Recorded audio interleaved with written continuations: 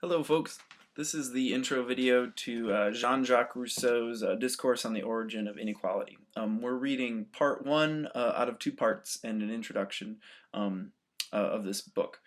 So this reading was written by Rousseau as an entry to a contest, an essay contest. He had entered it previously and won it.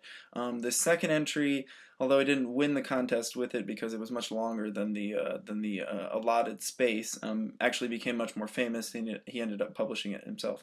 In the Discourse on the Origin of Inequality, Rousseau is asking the question of what is the source, what is the reason for the inequality, social inequality between human beings? Why are some people very powerful and successful, and why are some people poor, lack power, lack political authority?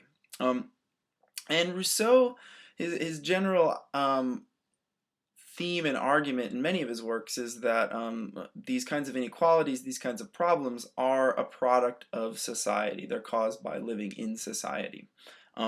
So in the Discourse on the Origin of Inequality, Jean-Jacques Rousseau also makes use, like Hobbes, of this idea of the state of nature. Both he and Hobbes and other political philosophers thought that to get at human nature, we really had to get the human being away from other human beings and outside of society. So he's in the state of nature again.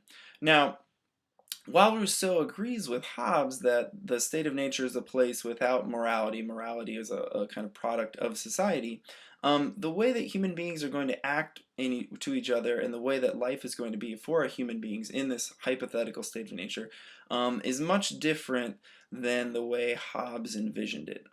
Rousseau is going to disagree strongly with Hobbes, which is why we're reading him. He provides a kind of alternative myth for what human nature is like with respect to propensities for violence. Rousseau's main criticism, and there's a couple of ways that he attacks Hobbes's argument about the state of nature, basically stems down to this idea that Hobbes didn't really take the idea of a state of nature far enough. He gives human beings attributes in the state of nature that are actually attributes of human beings in society. Rousseau thinks that humans in the state of nature are going to be a lot more animal-like than Hobbes does, and although they're rational and smart, they're not going to have this kind of long-term calculating rationality that Hobbes attributes to them, and that Hobbes thinks causes us to enter into this war of all against all, to try to kill other people to get their food, etc. Rousseau thinks we're going to be a lot more timid when we meet each other. We're rarely going to meet each other, and we're never going to engage in this kind of calculated violent activity like a war in the state of nature. He doesn't see animals as warring with each other, and he doesn't think human beings would either.